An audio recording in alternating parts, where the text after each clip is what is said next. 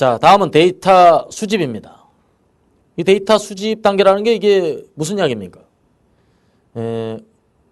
우리가 X인자가 그 조사가 됐어요. 그래서 X인자의 영향 분석을 위해서 데이터 수집 계획을 수립하고 수집 계획에 의거해서 데이터를 모으는 것을 말합니다. 자, 여기에서는 데이터 수집 계획서가 작성이 되고 데이터를 수집하게 됩니다. 그러기 위해서 가설 검정 계획서, 그 다음에 표본, 샘플, 데이터 수집 계획서가 작성이 되겠고요. 최종적인 산출물은 데이터입니다. 데이터 수집 계획서가 최종적으로 산출이 되게 되겠습니다. 여기도 이제 정리가 돼서 나와 있는데요. 가설지향적으로 데이터를 수집하라 이런 말이 있어요. 가설지향적이란 뭡니까? 목적을 먼저 명확히 하고 데이터를 수집하라 이런 이야기입니다. 첫째, 이게 무엇을 알고 싶은가? 아까 말했던 노우에 해당되는 말이에요. 무엇을 알고 싶은가? 무엇을 검토할 것인가? 이러한 목적의식의 결여는 결론에 도달할 수가 없습니다. 그 다음에 이제 어떤 기법이 필요한가? 이제 툴을 묻는 거죠. 그 다음에 세 번째가 어떤 데이터가 필요한가? 그 다음에 이제 데이터 분석, 실행. 이러한 기본적인 그 5가지 질문과 거의 부합을 하게 됩니다. 다음은 이제 가설 검정 계획서입니다. 올바른 질문이 무엇보다도 중요합니다. 왜냐? 질문이 먼저고 대답이 나중이기 때문입니다. 우리가 그 질문이 똑같으면 대답은 똑같아요. 대답을 바꾸려면 질문을 바꿔야 됩니다. 이게 바로 일의 결과를 바꾸기 위해서는 계획을 바꿔야 된다는 의미하고도 똑같죠. 그래서 좋은 정보란 올바른 질문에 대한 대답이라고 볼 수가 있겠습니다. 그래서 유용한 정보를 생성시키기 위해서는 올바른 질문이 첫 번째입니다.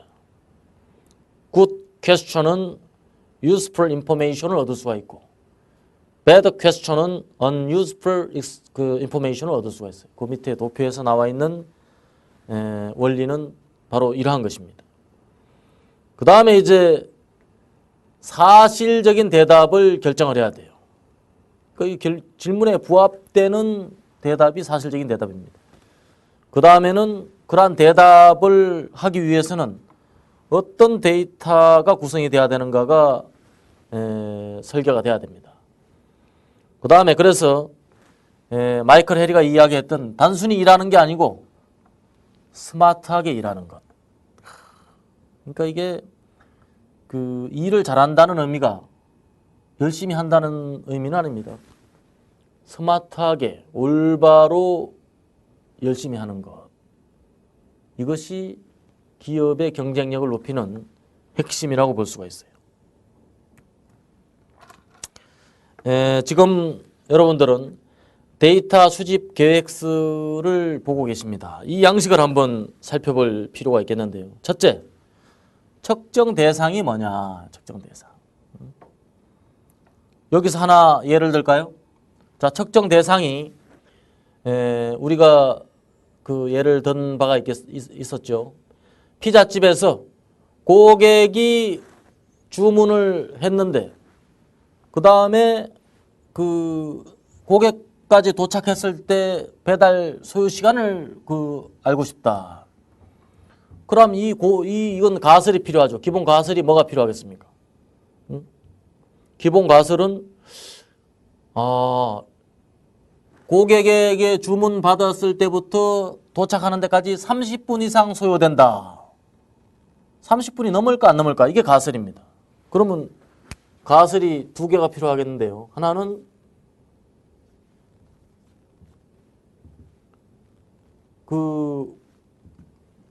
자, 배달 소요 시간 평균은 30분이다.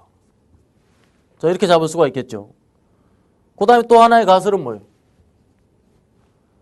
아니다. 30분이 아니다. 또는 그 30분보다 더 초과된다. 이렇게 걸릴 수가 있겠죠. 흔히 우리가 이것을 뭐 통계적으로 크게 두 가지 대표적인 그 규모가설, 대립가설 이렇게 표현을 하곤 하는데요. 그건 뭐 뒤에서 보도록 하겠고요. 이 가설에 맞추기 위해서는 어떻게 해야 됩니까? 데이터 수집 계획서를 수립해야 돼요. 측정 대상. 자, 배달 소요 주문으로부터 도착까지 소요 시간을 측정한다. 운영 정의.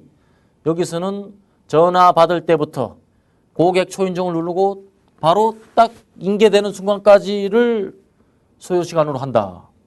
데이터 소스 및 위치는 어디에 있느냐? 이것은 우리 피자 가게 현장에 있다. 이런 이야기죠. 샘플 크기. 이것은 최대한 30건의 그 주문 건에 대해서 조사를 할 필요가 있다. 데이터 수집가는 누구냐? 데이터 수집가는 홍길동이다. 그 다음에 데이터 수집 시기는 언제냐?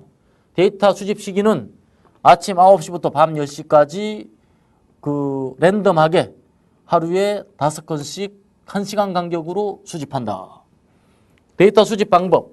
데이터 수집 방법은 샘플링 방식으로 하는데 그 관찰식 샘플링으로 한다. 동시에 수집되어야 될 데이터는 단계적으로 구분한다. 즉, 한 건마다 그 접수받아가지고 그 실제 그 피자 그 오다를 주는 데까지가 얼마 걸리고 저 오다를 줘서 실제 피자가 만들어질 때까지가 얼마가 걸리고 또 만들어져서 배달원에게 전달되는 시간까지가 또 얼마가 걸리고 또 배달원에게 전달되고 실제 그 가정으로 전달될 때까지가 얼마나 걸린다. 요 각각의 시간을 청별해서 구분 조사한다. 이와 같이 수집하면 되는 겁니다. 그런데 이런 조사 시트 없이 곧바로 데이터를 그 조사한다는 것은 그건 일관된 조사를 한다고 볼 수가 없습니다. 다음은 데이터 수집 방법입니다. 아까 좋은 질문을 구성하고 올바른 분석 기법을 선정하는 게 먼저라고 말씀을 드렸습니다. 다음으로 이제 측정 방법이 결정이 돼야 되고 데이터 수집 포인트가 정의가 돼야 됩니다. 그 다음에 이제 중요한 것은 데이터 수집 원더를 교육을 시켜야 돼요. 한 사람이 수집하면 별 문제겠습니다만은 여러 사람이 수집할 때는 각각 자기의 입장에 맞춰서 데이터를 수집할 가능성이 있기 때문에 데이터의 일관성이 없어요. 데이터라는 건 뭡니까? 분석 틀에 집어넣었을 때 어떤 결과를 도출하기 위한 거예요. 그래서 흔히 이런 말이 있습니다. 쓰레기가 들어가면 쓰레기가 나온다. 그럼 뭐가 들어가야 되겠어요? 구슬이 들어가야 금과 옥조 같은 결과가 나오는 겁니다. 그러니까 구슬 같은 보석 같은 데이터가 들어가야 되는 거예요. 그 다음으로 수집 양식을 결정한다. 그 다음에 이제 데이터 수집 과정을 검토하고 실제 그 관리 감독하는 그런 단계로 나아갈 수가 있겠고요. 그러기 위해서 이제 샘플링 기법이 많이 활용이 됩니다. 왜 샘플링을 합니까? 전수조사를 하려면 비용과 돈이 너무 많이 들어갑니다. 대통령 후보 지지율 조사하는데 전 국민 대상으로 해보십시오. 얼마나 선거하는 거하고 똑같은 비용 들어갈 거 아니겠어요? 그래서 1000명 조사하는 겁니다. 그래서 오차범위 3.1% 이렇게 이야기하죠. 95% 신뢰 구간에서. 그런 것은 비용과 시간적 여러 가지 물리적 상황을 고려해서 샘플링을 하는 거죠. 그래서 샘플링의 그 요건, 첫째, 치우침이 없을 것. 데이터가 치우치면 안 돼요. 대통령 여론조사 하는데 광주 직할시 서구 광산동 거모 아파트 1000세대 몽땅 조사하면 전국을 대표할 수 있습니까? 없죠. 그게 데이터가 치우쳤다라는 겁니다. 그 다음에 대표성. 전체 국민을 대표할 수 있습니까? 대표할 수 없죠. 대통령 여론조사 하는데 여자들만 조사했다. 왜 여자들만 조사하면 낮에 남편들은 회사 가고 없으니까 저녁에 그 집에서 전화 받는 주부들을 대상으로 조사했다. 이 전국 국민 투표 유권자를 대표한다고 볼 수 있습니까? 대표성입니다. 다음은 랜덤성. 랜덤성이라는 것은 무작위 추출입니다. 랜덤하지 않으면 특정한 사람들을 지지하는 모임에 가서 샘플을 취했다. 그것도 훨씬 많이 랜덤성이 떨어지는 거죠. 그래서 이 세 가지 요건에 맞아야 비로소 올바른 데이터를 수집했다 이렇게 볼 수가 있습니다. 데이터 수집할 때 유의사항입니다. 첫 번째는 복잡하면 안 돼요.